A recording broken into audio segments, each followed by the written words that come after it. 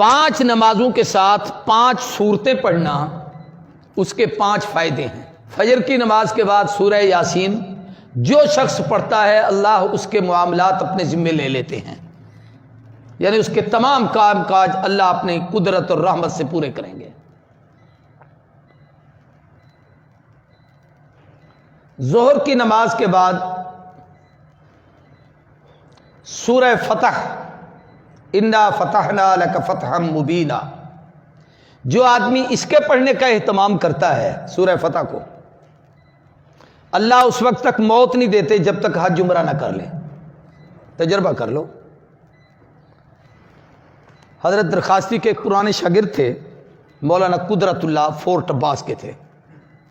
میں وہاں تقریر کرنے گیا، معذور تھے، ایک بازو ان کا نہیں تھا، یہاں سے کٹا ہوا تھا۔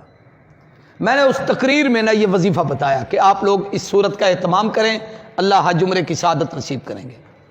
وہ کہتے میرے دل میں بڑی امنگ تھی اور مجھے یہ تھا کہ بھئی اسباب بھی نہیں ہے، ایک چھوٹی سی فیکٹری میں ملازم تھے، 500-700 روپے تنخواہ تھی اس وقت۔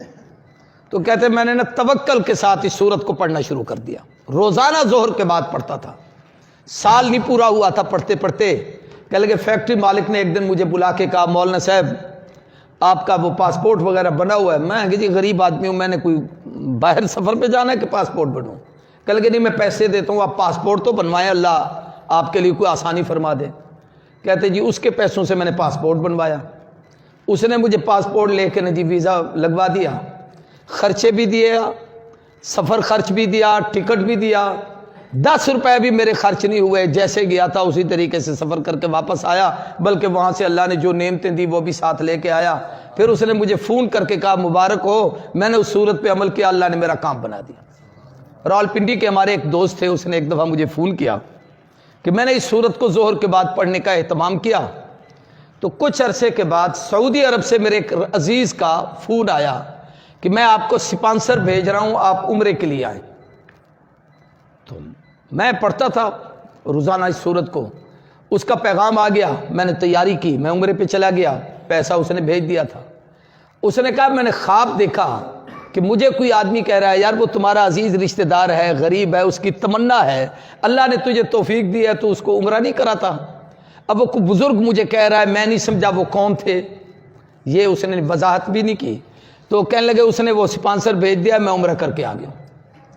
یہ تجربات ہوتے ہیں، تو اگر اعتماد سے آدمی کرے تو فائدہ ہوتا ہے۔ عصر کی نماز کے بعد سورہ نبا، عما یتساءلون پارے کی پہلی سورت۔ آج کل اس سال وظیفے بڑے لکھ رہے ہو، اتنے وظیفے میں نے پہلے کبھی نہیں لکھوائے۔ یہ دین پورے دی برکت، ورنہ انہیں کو میں تو نہ لکھوں نا۔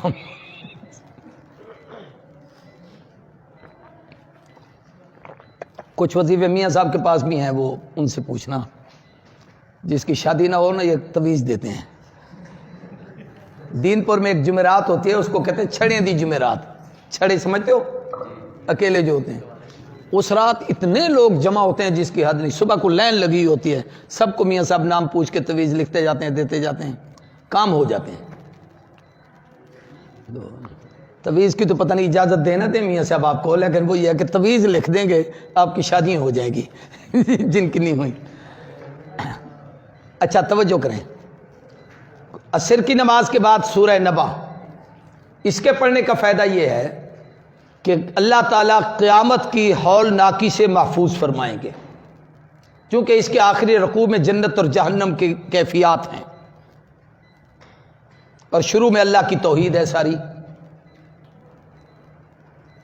مغرب کے بعد سورہ واقعہ رزق کی برکت کے لیے، عشاء کے بعد سورہ ملک قبر سے، عذاب قبر سے نجات کے لیے۔